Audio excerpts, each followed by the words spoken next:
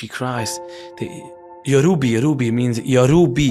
They shot me, I'm not making it. She's crying and she's dying out. I met her mother in Kibbutz Be'eri, in the shul. And I sang a little bit by the Ummah. As she came, when I went out, she said, "You weren't the one singing? Can you sing one more song about my daughter?" It was pouring rain. I was standing with an umbrella. I sang for her Yiddish Mama in Hebrew. She was sobbing. And this I take in. Here's a mother. She may be in a different type of Judaism, different thing. Her daughter gave away her life for other people, not for fame, nothing. She had a way of getting out. She stuck to her duty. I don't even know if you can call it duty, because she had every right to save herself. She stood there to help people, and she got shot, and this mother lost the daughter. The famous child psychologist, Mr. Rogers' mother, always said, when there's a tragedy, look for the helpers. Sadly, when the world is shaken up by horrible, terrible people like Hamas, there are so many people looking to bring light to the world. And one of those people is Lipa Schmeltzer. Lipa put everything on the line, literally everything, to go to Israel to help. And you will hear about his challenges, but more than that, you'll hear the beautiful moments that he had. And it personally uplifted me, and I hope it uplifts you too. This episode is in memory of Shimon David ben Yaakov Shloima, as well as Miriam Sarah Bas Yaakov Moshe.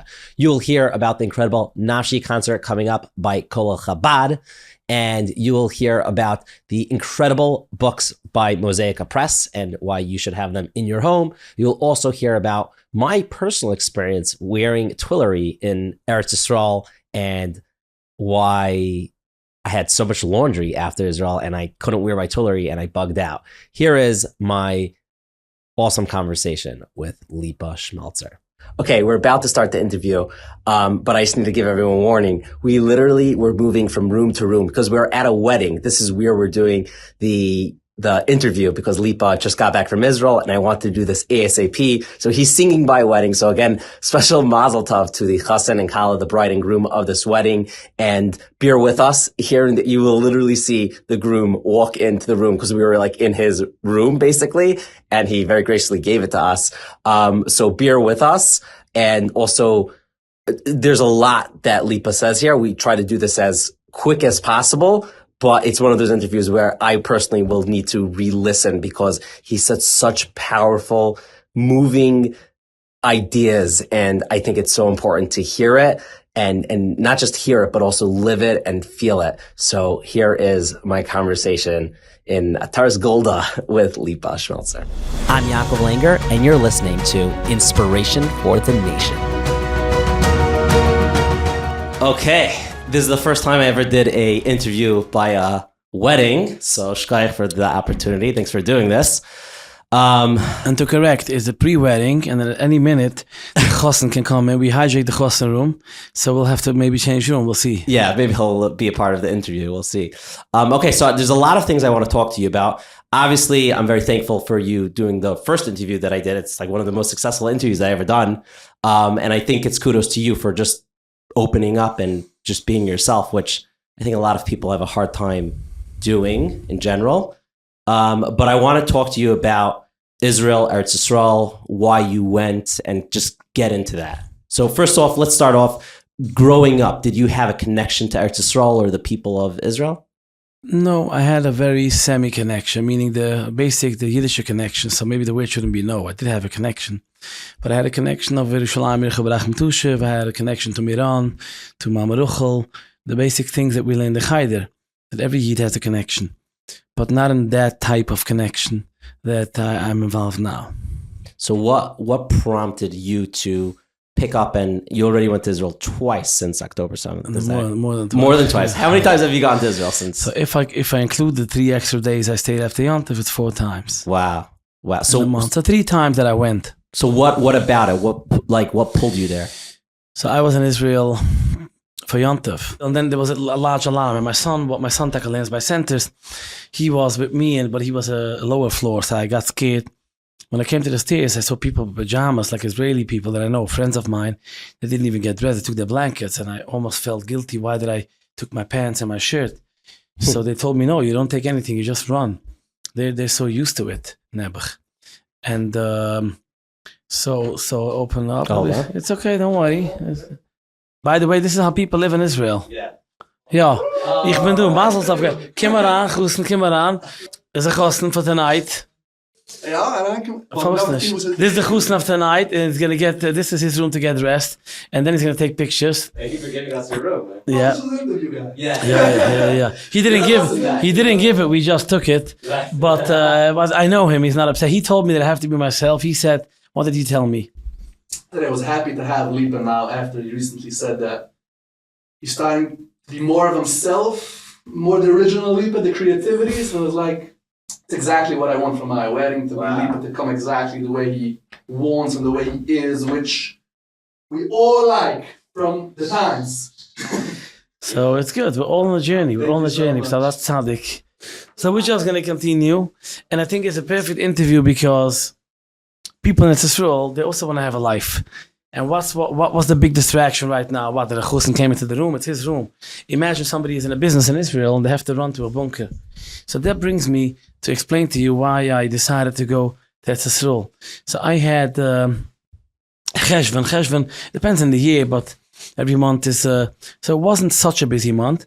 And it was also the last week of Cheshvan. So the end of the month, Hasidim don't make weddings. But I did have 2 weddings planned, and both Shidduchim were canceled a month before the Chasana, which is very unusual. Although unfortunately today it's more shchiach that Shidduch, Hashem Yirachem.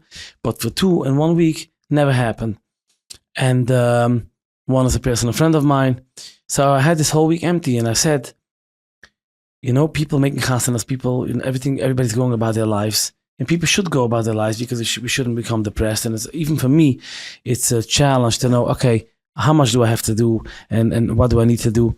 But I said, let me go make a statement, go to Eretz Yisrael, and just bring awareness. My main mission was to show that we're together. You're coming dressed like a chassid.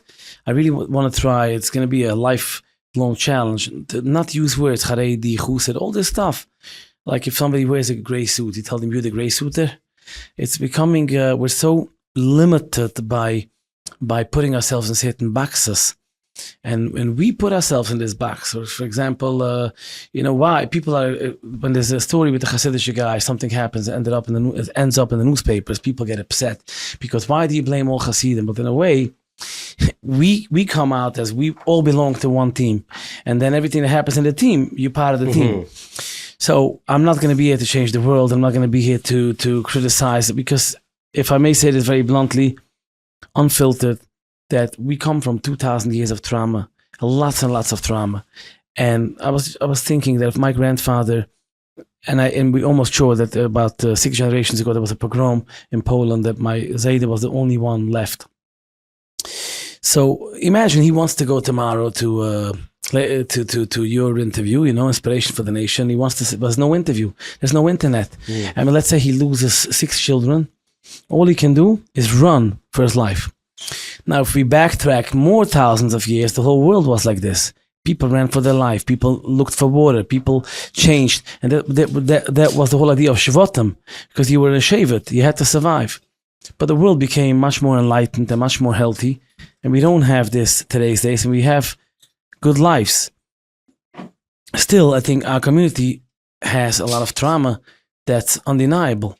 So, therefore, I'm saying when I talk, there's no more talk by me of accusing or pointing fingers. Hey, this community has to do this community has to do that, because it's all coming from a lot of trauma. So what I could really do is to make my own changes. And if Hashem wants to put a spotlight on me, then I'll be a vessel. I'll be an example, a leading example of how one should behave. But I gave up on this feeling of I have to show and I have to tell everybody and I have to, and not that I was very controlling to begin with, I was never, but I had this thing, maybe I need to say this, and I have the microphone, I can share my wisdom, my experience. We also come from a community that that it's engraved that people have leaders, everybody's asking a question always. So it's meant, it's almost like natural that we always gonna say, okay, who did you ask? And maybe I should be the one to tell people what I feel they need to do. It's a normal instinct that we wanna tell people what to do because we are always being told what to do. And that's also part of our system. Shivas, Aruv, Rebbe. But for me, I kind of lead in a way just by leading by example. And whatever Hashem wants me to lead in, that's going to happen. So I went at this role. Now, I didn't know where I'm going to go because am I just going to call people that take me to army bases? It's all a mixture of all types of people. Many of them don't know me. Maybe most of them. That's what I thought. So I said, I'll go. I know they have hotels with children who had to be away from the home. I'll just sing for people in hotels. I go to hospitals. And I said, just like people didn't know me before they got to know me, and there was always a first time. So the same thing, I can sing for somebody who never heard of me. I can just bring in joy if it's meant to be. But I really had to practice that if I come home with no pride, I call this a mitzvah without machshav azuras. You go to sing for a sick child, you come to the door, the mother says he's asleep, you go back home. You don't have the satisfaction of saying, I just did this, So I said, let's see where it's going to take me. And I have a good managers. It's interesting how Hashem gives me my simunim of Achdus. I have a manager here that's originally from Kiryas Yoel, here in New York, Gedalia Weiser. And I have in Israel a manager who is Elbam, who is the only Hasidic Dayan who is the main forefront of telling people that they have to go to the Harabayas. So, and everything in between. Right. So Elbam was my manager together with Yudik Kalish. And they said, don't worry, we'll take care of it. I said, I'm coming L'Shem Shamayim. And in my mind, after also a lot of healing that I do for myself, I said, maybe I shouldn't even post it on status. Let me really feel I'm going to do it. Because the pride kicks in and it takes you over. You can play with your head, yeah. Yes, and it does, especially in my life and in my way of frame of work. So it's a constant battle of working on yourself in that regard. So I went to, this guy, they connected me to Moti Fried, who is Sadla Marpe. And I'm also connected to Shai Gracher through Barry Weiss. So it could take me a minute to call Shai. But I didn't want to go through Shai for the first day because Shai, people know a lot about this organization. And I said, I want to just go all over. So I want to start not being, because then I become somebody under the umbrella of something, nothing in the wrong way. I just wanted to be with everybody. I said, I'll first start with this, with that, and then I'll go to Shai also. And this is what I did. So this Moti Fried took me to the first thing from the airport to the Air Force. And there was barely, I don't think there was one religious, maybe one or two religious people there. So the pilots, they're different, there's many divisions, there's technicians, there's everything. So whatever division it was, I think it was technicians and workers behind the scenes. I started singing for them and I saw how they really get into it and they love it. So I got the appetite of saying, okay, I can do this.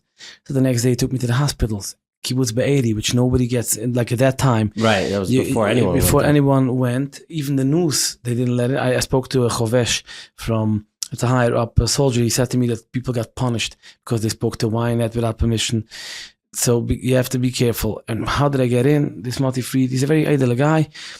And he does a lot of stuff quietly. And he gave me a Zaka thing. He said, you're coming volunteer with Zaka volunteers. He's going to really take me in through Zaka. And that's how I went in. But I didn't even look for it. I didn't even look for to go in. It was Hashem telling me, you're a vessel. I have this Twitter account, which I barely did any posting in the past few years. And now I went to check other posts and I saw so much negativity. I said, I need to post. And then it occurred to me, just like Chanukah, what was the status from back in the days? Your window. He said, put a menorah to show that you're a Yid. I said, if the other side has so much propaganda, I have to come and do my ishtadlus and post what I do. So I started posting. And yes, it plays with the head about the pride, but you balance it. And you make l'shem yichit, that I do l'shem yichit to post the status because I think I'm going to touch people's hearts. And then it occurred to me, like even my office here, they said, why do you need to go? You have weddings. What is it going to bring you? And I said, it's not about bringing. It comes at a certain age. It becomes real. The picture is much bigger than this community or that community. And I feel it. And I have a son who's learning there. And how could I leave him there if I'm being here afraid? I have to show him that I'm here. And I said, I need to show the Haredi people, the people in New York, the extent what's going on in Israel. And I need to show the Israeli people that we're here for them. And it's a major gift Hashem gave me that to think about this. Then I went to army bases and I saw so many yarmulkes, tzitzas, people serving. And I said, look, this is a melting pot of all types of people. They don't get to choose where to go because the state tells you you belong here, depends on their level. And it took me over. So that's really the short version. Now my connection in general to Israel also from Mizrach, I did this long ago in Haredi. That time was a different spot in my life, but I did it also to show Achdas. It's funny that in my subconscious, sometimes you have a shlichus you don't even know you have. Right. Because I did it in Haredi, this goes back years ago, and I did this for this very reason, to also show that we're together. Then, whatever, back then it was a controversial thing, and Haredi, Rashtayman, and whatever, I'm not getting into political views here. Now, I think it's way, way above politics. Now I think it's anybody who has an open eye and reads what's going on the internet and thinks 20 years ahead, 20 years, if there's no miracle, if we don't get all together, I don't like to be pessimistic. I'm not the guy that's going to say that Twin Towers was an inside job. I'm not that type of people. Plain simple, ABC. Where do you see things going from here? I mean, where this is going to stop? We need miracles anyway. And we have, 15 million Jews? And from the 15 million, how many from we have? 1 million? I don't even know. And then from that, we have so many divisions. I think it comes a point where it's like an anthology call. And again, I said I'm not going to preach, but I can still say what I feel without accusing other people. But I can lead by example that for me, it's an anthology call. And for me, money-wise, it was to begin with, in my mind, clear that, and maybe I was wrong, but it was the beginning I was clear that maybe I can lose on it because I need to focus on advertising my singing and be safe. But I said, this is an emergency call.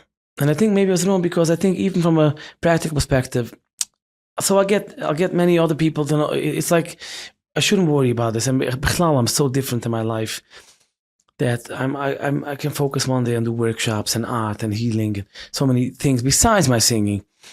My whole life changed in the last year. In Erev Shvius, I gave a speech on my YouTube in English and Yiddish and Hebrew. And it's funny because in there I'm saying that I want to change in the sense that I still will have the lavush. That's what the Chusn was talking about because he was kind of upset that it was too black and white. But he said, I still loved you, but the real thing, I'm not making huge changes. The only changes I make is what I said, Shavuos. I said, I want to also sing in English, also in Hebrew, also in Yiddish. I want to just be connected to all Yidden. And for a few years, it was like, okay, no, because I can't botch it up and I need to make a living. And it was that I surrendered to.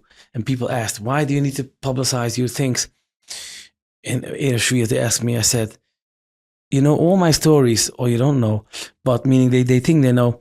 For 25 years, you're talking Lipa this, Lipa that, inside, you know, everything. And I want to just a little bit share my own insight. I mean, I have a lot of fans, they know me. I want to just say where I'm standing. Like if I don't share, and tomorrow I sing a Hebrew song, they think, oh, Lipa's changing. No, they know Lipa is here. My mission statement is, when I sing for Hasidim, I sing like Hasidim. When I sing in the 5 towns, I sing like 5 towns. I'm always going to be in the 5 towns, the Chosed anyway. And I'm always going to be with the Hasidim, the guy in the blue suit and the funky glasses. So I just clarified a little bit. But to go back to Tzul in 1 second is that I sing there every Chalamoid. Besides COVID, for many years, I don't know the count, I went every Sukkot there and many Pesachs. The last Pesach I spent with Schmeltzer, I was leading the side note. Now, I had several years of this Pesach with this office and my previous office that told me this year is not going to be so busy. You sure you want to come? Because they take it like a responsibility, because otherwise who's going to pay for the tickets? And every single time, for some reason, that doesn't matter their level, if I had anxiety or where I was in my life, I said, I'm coming to Eretz Yisrael with my kinderlich to be in Eretz Yisrael. If I get jobs, Baruch Hashem. And if not, I'll be with my kinderlich. And every yontif, I was filled up with jobs. So for me, I have a lot of friends, family, fans in Israel. When I sing in Israel, it was for me, right after, when this happened, what am I going to do? Run to America and to show, bye-bye, give me the check and let me go? No. I take it very personal. And now, this time when I came back, I question myself, what's the right thing? You could say, Hashem put you here. You live in New York. And Hashem put them there for a reason, and it's not your achrayas.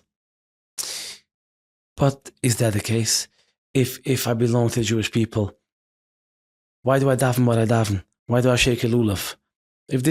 You take the package, you got to take the whole package, you know. And I'm not talking about chumras, I'm talking about basic life. Who should stick up? Look at my father. My father was on a train to Auschwitz, to Bergen-Belsen, then almost went to Auschwitz, the Kastner train, that whole thing. With Satmarov. Imagine if we don't know till today's day who saved my father. We think they had the Americans from Manhattan, my cousins, maybe they chipped in. We don't know. Imagine if no one chipped in and no one did anything, I wouldn't be here. So I live what's going on at Israel, and that's my short response. That's a very good response. So I have a bunch of questions to ask you about. We'll be right back this week's episode. But first, let me tell you about my withdrawal that I had. I went to Israel and I packed basically all of my Twillery stuff. That means I packed my suits, my pants, my shirts, my undershirts, my polo shirts, my socks. It's Twillery. I think besides my shoes, like everything else was Twiller, my vest. But when I got back, obviously all my stuff was dirty and it was laundry. And yesterday I had to wear pants that wasn't Twillery. I haven't worn non-Twillery pants in a while since we've started telling you all about Twillery. And let me tell you, I was uncomfortable. I'm like, how did I do this for 31 years?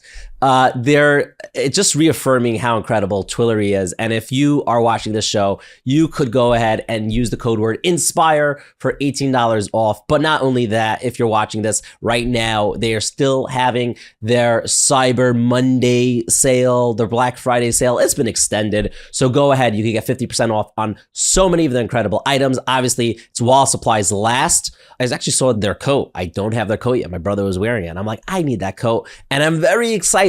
The revolutionary ear suit. I have gotten it. Stay tuned for next week's episode because I'm going to wear it this Shabbos. It is the most supposedly comfortable suit on the face of this planet. It breathes, it has ear. I don't know. I'm going to test it out and I'm going to tell you all about it. The regular suits that I have, I don't want to call them regular, but they're incredible. They are so comfy.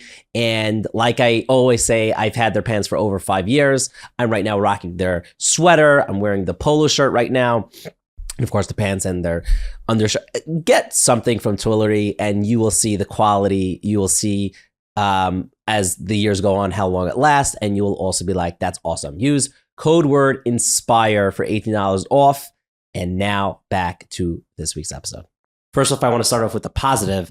What was the response from the people in Eretz Yisrael, the soldiers, the people that maybe didn't grow up religious and whatever, maybe they're not religious, but they see you, someone coming with langapayas and singing. Did you feel that they were looking at you differently or? So it's very interesting. First, let's just say generalization and judging. For now, I don't know if we're always like this, but for now, it's a human thing. It's a human thing that we're judging and we're generalizing people. And then we talk about working on ourselves not to do so. But the first look, okay, he's a Haredi, and it represents so many things. Let's not get enough things that they went through and whatever. So when I walked in, I felt that sense of, but the second I opened my mouth, Baruch Hashem, I think, Hashem, it's a chayin that Hashem gives. I had a few years that I didn't have jobs. So I can clearly testify for Hashem that it's a chayin Hashem gives. I've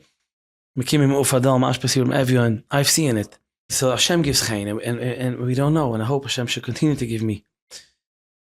And I come in and I sing and I connect to them. It's a certain energy. And I even there was a 1,500, this doesn't happen every day, 1,500 soldiers. They came from many bases. It was near Egypt. Tzvi Ehrenfeld was involved in doing this. And he said to me, the head general, whatever, said, I don't think he's a fit because, and then they called an hour later. They said we looked him up. I think he's a fit. So I think they saw me because one clip went viral. You even posted about it. There was even an anti-Semite that posted it. Right. Yeah. So I think that then we connect. But they probably have this first look. Oh, what's the connection between him and us? But that's the whole thing. I want to be able to show that from my perspective, at least I try to break. That I don't have to tell you how many people dress frum and they have their challenges, and how many people are Mosarti, Datilu and me, and how orthodox they are. I mean, there's many good people. You can have somebody dress up with white socks or black socks, but they're not honest in business. Well, it's a Sefer Sadibras, 10 Commandments. And you can have a guy that has a kippah sruga, but maybe even no kippah, but he never steals a dime from anybody. And we don't know, Bambez de Shamala, who's going to stand first in line. So who are we to judge? But the fact is, we have an image. And very much the last 50 years or so is protected by a certain image.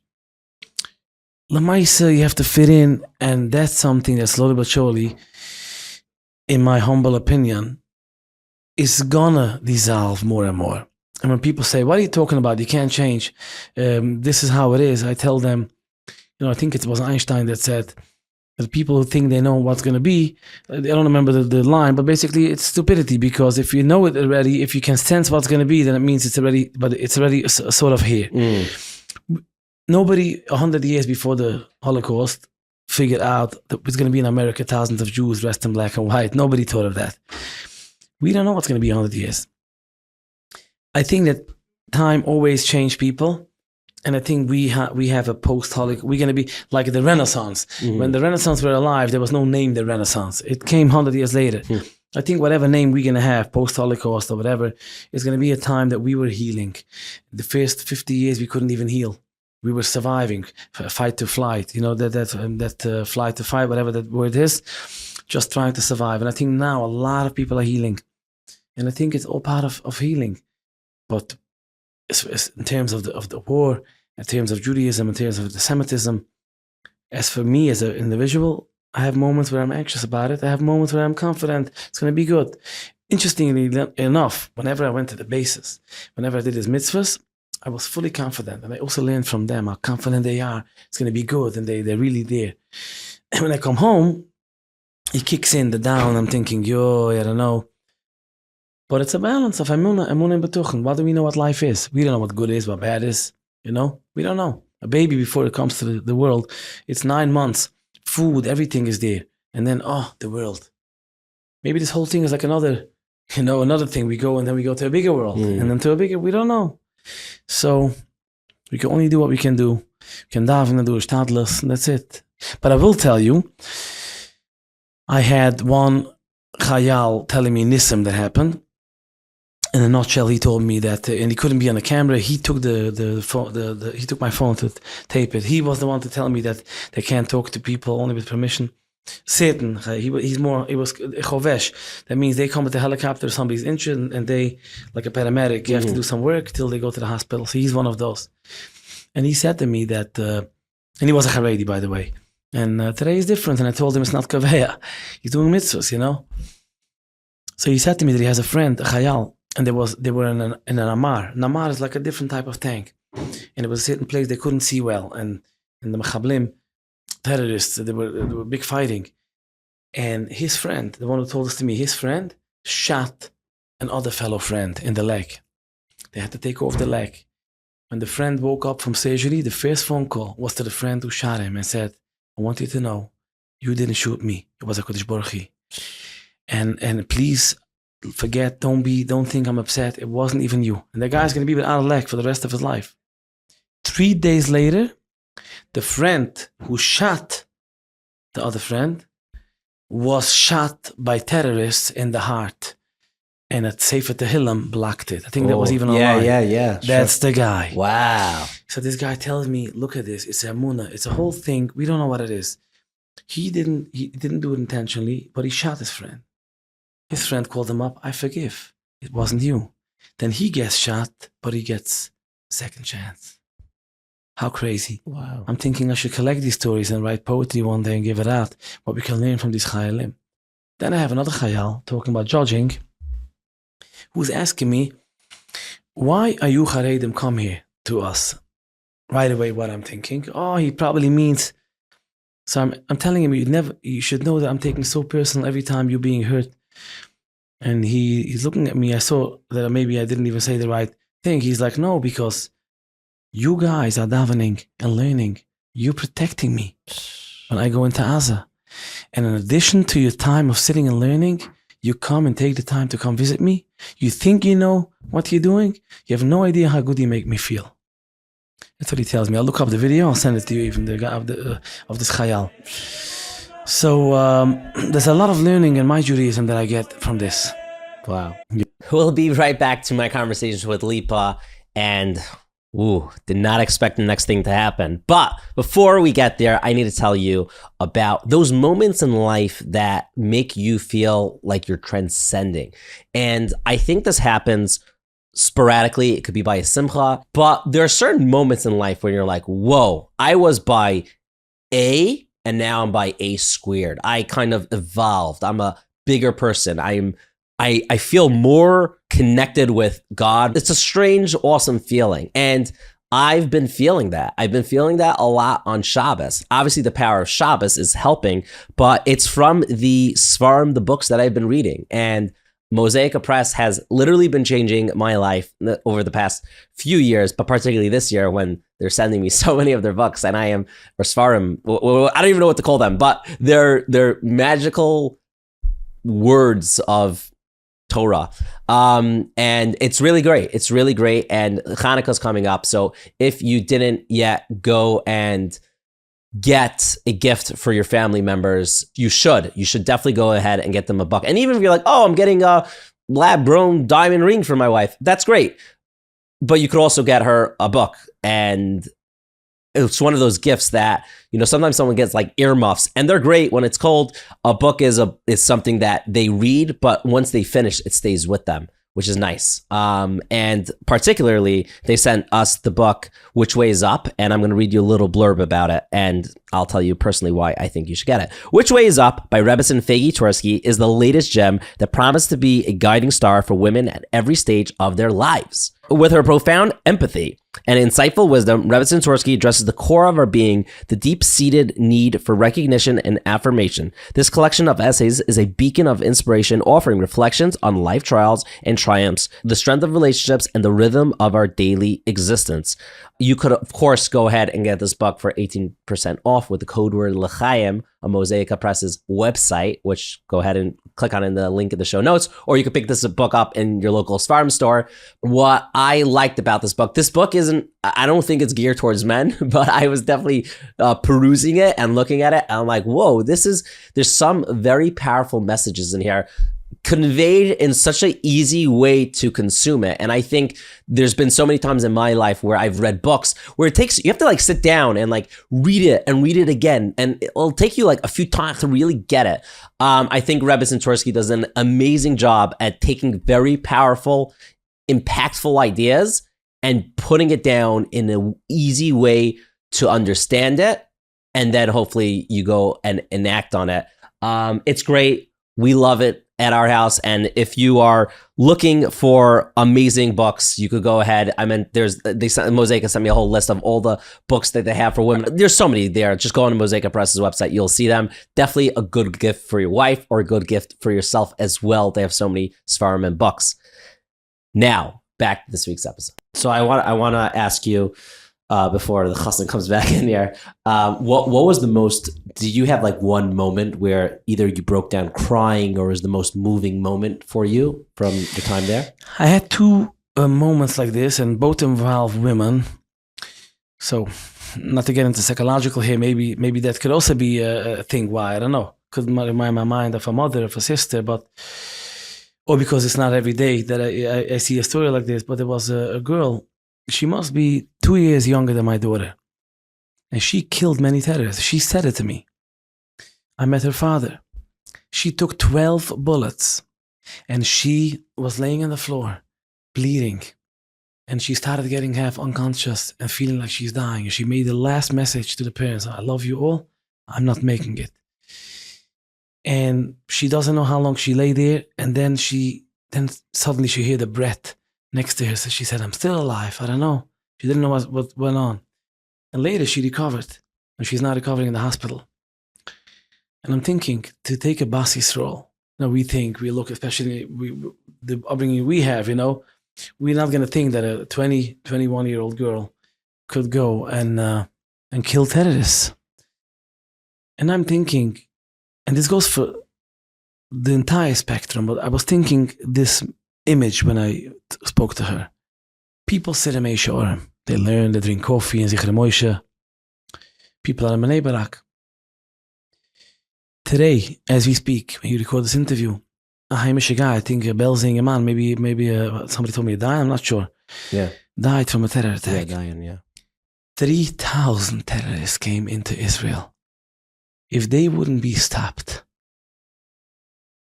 how far? If they wouldn't be stopped by the people there, how far would they make it? This touches my heart. When we think police is just, it's a shirt. There's levels in police. There's levels in army. They're human beings. Legally, for war laws, they all go with the outfit. But these people, they put their lives on the line. I met the police officer from Sderot. He did not have to go. He saw on the inside text there is a terror attack. He took his car. He went. He fought for 6 hours until he got sharpened, both hands. He was shot. He tells me, Hashem gave me a second chance. That means I need to go explore America. He was never here. I met 2 Chayalim in Iran because we made a thing for them. I even say this now. I hope I'm not taking away from the original story because I held back of doing something and now I'm saying it. I was in Iran and there was a guy making, people can imagine their own thing. There was me and the Chayalim and I had it on video. And I said, you know what? I'll make this guy famous. I'll put it on my status because now it's about peace. And then I said, meaning to give a message. And then I said, it's really about peace. I shouldn't post it. I'm going to embarrass the guy. He doesn't know better. What did I know when I was 20 years old? So, but there's 2 people for language purposes. I say secular because it gives you off the story. He's asking me if Jews live in New York. 2 friends. I said, yes. He asked me, where? Manhattan? I said, Brooklyn. What does this teach me? Not everybody, because you think he's open-minded. He could come from a kibbutz where he has the same sandals for 5 years.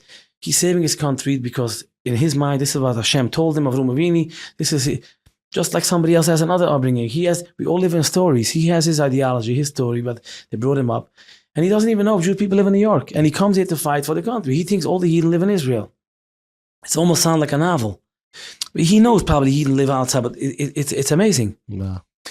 So I had this. Then I had the mother of Amit. I was in the Marpa'ah. There's a dentist office, I think, next to a salon. And this Amit, 22 years old, she had a way of saving herself. She's a paramedic, and she didn't. She waited for the Atzolah to come. And then the people dragged in everybody in the same place, and she held them. And there's a voice note, I'm sure you hear that, where she cries.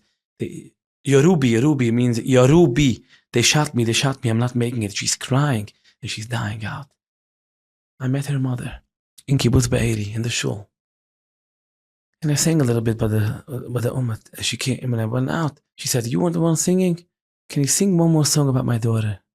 It was pouring rain. I was standing with an umbrella. I sang for her, Yiddish Mama in Hebrew. She was sobbing. And this I take in. Here's a mother. She may be in a different type of Judaism, different thing. Her daughter gave away her life for other people, not for fame, nothing. She had a way of getting out. She stuck to her duty. I don't even know if you can call it duty, because she had every right to save herself. She stood there to help people, and she got shot. And this mother lost the daughter. The main thing what I'm taking out of this, every story, like I get support, people, but what's a year from now? I'm not talking about me. I'm bringing myself in to feel it. Now multiply this feeling by 1 billion for a mother that lost the daughter. Now she's getting presents a year from now. To all the kidnapped kids, psychologist, the 9-year-old kid, when he is 16, when he is 20. What's then? And it goes for all of us. We judge people. People went through their own trauma when they were 9 years old. I went through when I was 7 years old. And I have to still drag the baggage. But what, I'm going to come out now and say my stories and be full of self-pity? People go through, and this is what the world is. We don't know, but in this case, when people go through, just because they have the title Jew, as far as I'm concerned, we're all achrayas for one another, and we're all achrayas to look away of any given upbringing, story, chinuch, anything, to be here for one another. It's really beautiful. We'll be right back to this week's episode. And if you saw my beard over the summer, you might have said, Yaakov, you're Chabad, you're Lubavitch. And I would say back to you, I'm not. And I'd also say, why are you telling me what I am? And they'll say, well, hypothetically, in this hypothetical, you're making everything up. And I'll say, wait, so I'm making this up also? And they'll say, no. I'm going to say, but I'm making it up. Okay, this is definitely the weirdest start to me talking about an incredible thing happening, but that's hypothetical. This is real. There's a Nafshi event, basically, on Yotes Kislev. If you don't know, the Balatanya, the person who wrote Tanya, was liberated from jail. Obviously, he was put in because he's a Jew, but miraculously, he got out. It's a very special day, a day of celebration, and that's why Kol Chabad is throwing... I don't know if it's to call it a concert, a kumzitz, chizik. It's all the above. The Nafshi event will star Avram Fried, Eitan Katz, Barry Weber, and Alex Clare, 3 or 4 people I actually just saw in the past week. Incredible singers. And they're also having top-notch words of inspiration by Rabbi Eli Mansour, Rabbi Judah Michel, Rabbi Shais Taub, and Rabbi Moshe Weinberger. This event will be happening very soon. It's going to be in the King's Theater, Brooklyn, New York, on Sunday, December 3rd. If you're seeing this after, I hope you can see the footage online. You could get your tickets at nafshi.net. Obviously, there'll be separate seating if you want for men and women. Group rates, you could call 718-340-9692. This is being done by the incredible Kol Chabad. If you watch Kosher Money, you've heard how incredible Kol Chabad is. They help Israel's Neediest. They've been doing this for over 100 years. And of course, since October 7th, they have been the roots on the ground, getting the help and giving the help for the people of Israel, whether it's the widows, the orphans, the people who don't have the money, or the people who just need help. Who better to give your money to than Kol Chabad, who go ahead and take your money and help the Israel's most neediest people. So if you have never donated to them, now's your chance. I don't care. Give them $8. Give them $80,000. Whatever the number is, go ahead and just start giving towards Kol Chabad. You could click the link in the show notes, or you could go to their website, kolchabad.org/living-l'chaim or -l'chaim. Go ahead, go to their event, go and contribute to one of the most special organizations out there. Now back to this week's episode, not hypothetically. And right before we get back, by the way, we're going to talk about the controversy that happened with Lipa. He actually addresses it.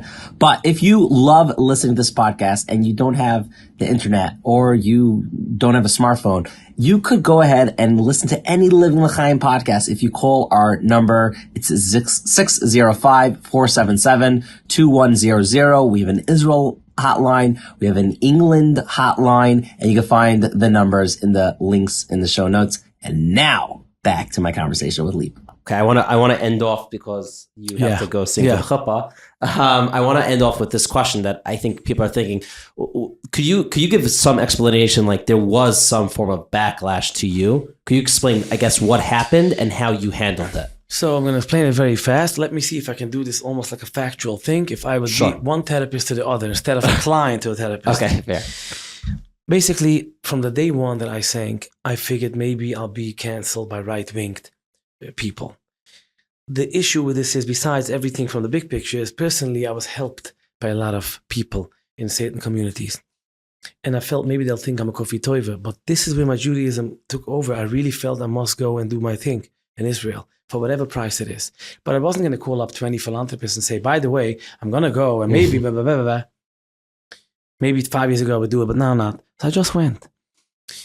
I kept on telling friends, I hope I'm not. And they said, nah, Lamaisa, I got canceled. And the guy tells me he's Moise threatened that they're going to throw out his kids. Now, really, this guy who canceled me, I have tremendous mercy on him because he's in his own story and he was forced and he doesn't know. What is he going to do? Change the school for his kids?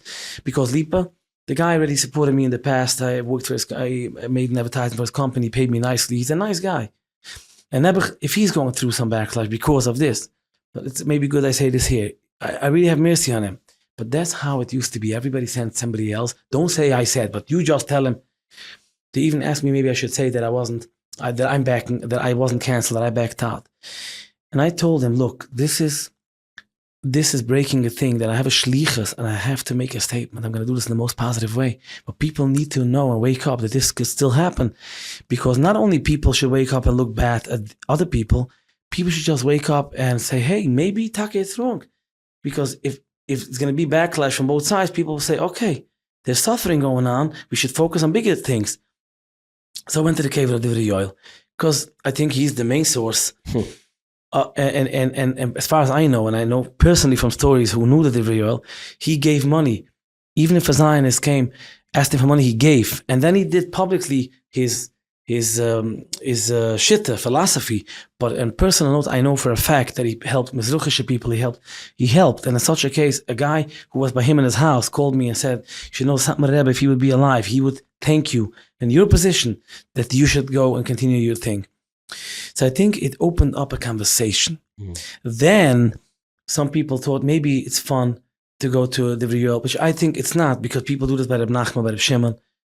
And we can go into why some people would congratulate me, even from Satmar, they will think it's a beautiful thing, and why some people look at it different. It depends on the mind, where how, you know. But for the minimum point that maybe I hurt somebody's feelings, I apologize for that thing to clarify that I had no intention of doing Chas v'Shalom anything negative by going to the cave. Then I have people from even 5 towns or whatever, 5 towns I'm using also as a language. Yeah, sure. And telling me, yeah, but maybe why do you now apologize? And they think I'm apologizing for singing in Israel. So I have to explain that, hey, look deeply into it. I'm not apologizing for my actions. I'm apologizing.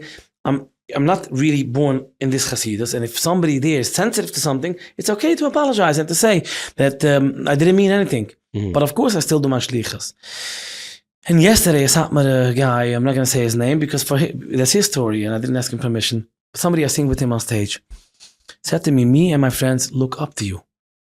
And I'm going to finish with this. He says to me, if there's no Satmar Kehillah and you go to Israel to sing for Chayalim, how would you look at yourself? As a tzaddik, you do a mitzvah.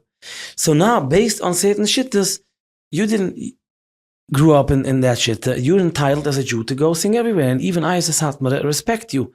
And I would take you for my simcha at any given time. By my simcha, I'll tell you what to do. So if I already said the word Satmar, I think I owe it to them to say that Satmar is a huge kehillah. Thousands of people. Satmar is huge, and Satmar has many, many people. And I think it's unfair to label, like there's a story, and to label the whole Satmar and say this is what they said. And this goes, I hope I may say this on anything with Satmar, and maybe also on bells and again. People are born into a certain community. Satmar is huge. They have thousands and thousands of people. They have even a few rabbis. If one story happened, it was one particular isolated story. It could be another story, but we shouldn't be judging everybody else. And yes, and from my side, anyway, I'm accepting everything, and I have a lot of Satmar friends, and I have a lot of Israeli friends, and I have a lot of Mizrachi friends, and you see, even now I'm afraid to say, but I'll say it, I have Zionist friends, and I have all types of friends, and I want to be a Yid that helps all Yid. It's very beautiful. I just want to finish off, but practically, I think someone seeing what's going on, obviously we want to help as much as we can, but I think a nakuda that I'm taking out of this is the importance of not speaking Lashon Hara. A lot of times you see something, you don't know the full picture, and the point is that your mission is to love Yidden and to help Yidden, and if you see something that you might think is negative, it might be actually positive. But if you say it's negative, then that's what Lashon Hara is. Exactly, and it takes a toll on you also. I'm also going to finish with this. Not everybody can do everything, and like you said, and people can do their own little deeds, their own nice things. Because even like sometimes people ask me to come in hospitals. I used to go a lot more, and now it's hard for me. So I'm imagining a singer in Israel. He sees Lipa is coming from America. I'm not going. is different. He lives in Israel. He's part of the whole thing all the time. I could give and then go home to New York. So nobody should judge themselves for not doing. Just be you, do your thing, talk good on other people, be an example of light for Am Yisrael. Amen. Okay, last question. Emotionally, how are you doing now? You went through a lot in the past. So I do a lot of breath work, I do meditation, I do other unconventional things for healing myself.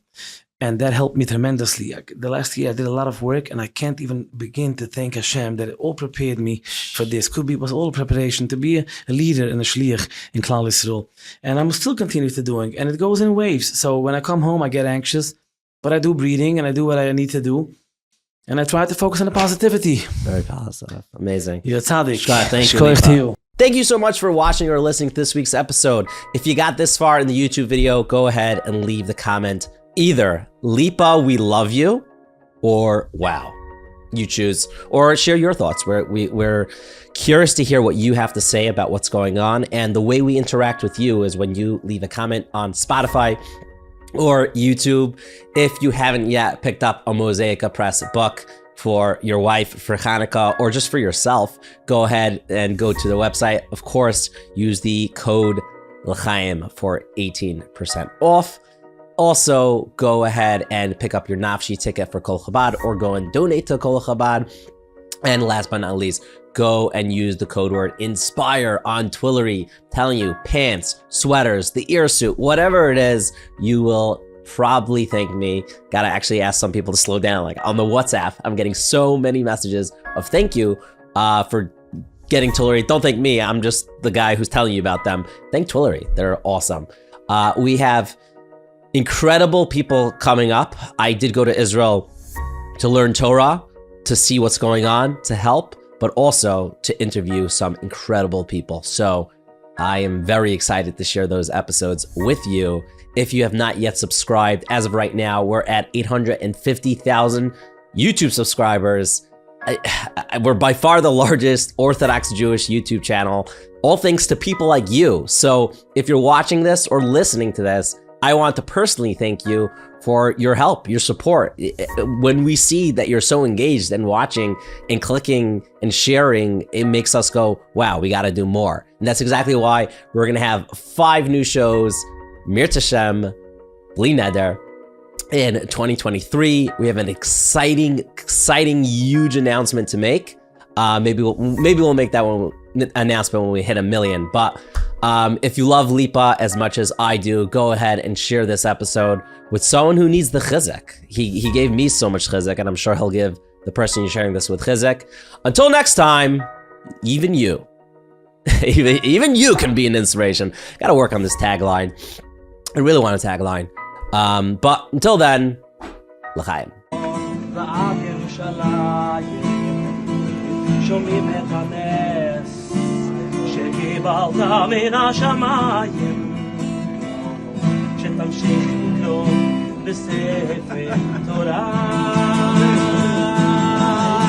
היתוירו הקדושו, מתחננים בבקשו, ונעצו נעלות לקדושה.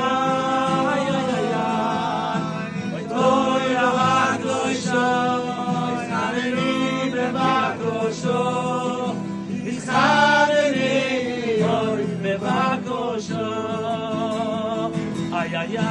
יונתן החשוב, בעזרת השם עוד תרקוד ותעוף, תראה לכולם איך אתה מתחזק עם אמונה, בזכות הקריאה בתורה, לכל עם ישראל כמשפחה, משפחה אחד עם יונתן.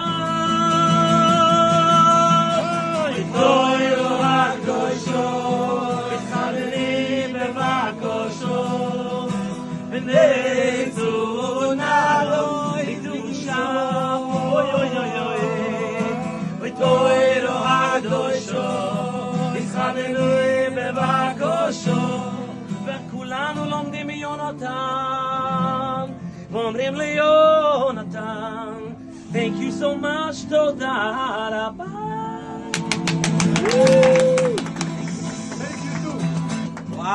וואו, הרב יעשה מי שברך.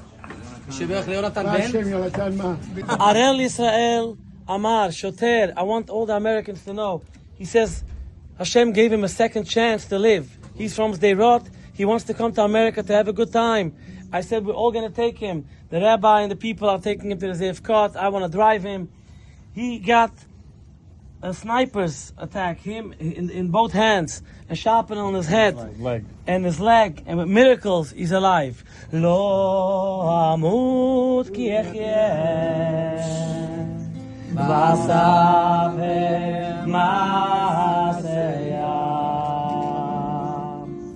yasol Yisrael miyah v'lamavet lo netanani Arel Yisrael Amar Ata tekabel et aschar biyachad im ishtecha tzadika Yishai ze lashon shel Yeshua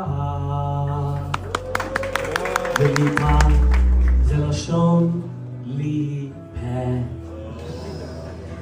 בזכולי לישועה שלמה לשכוח מכל כעס וחמה כל היהודים באנגלית, בעברית, ביידיש in Yiddish geht and in English you guys are an example, the perfect fit איזה זכות בשבילי לשיר עם כזה חרדי שיעית עוד פעם אחד נעשה פסחי איי איי איי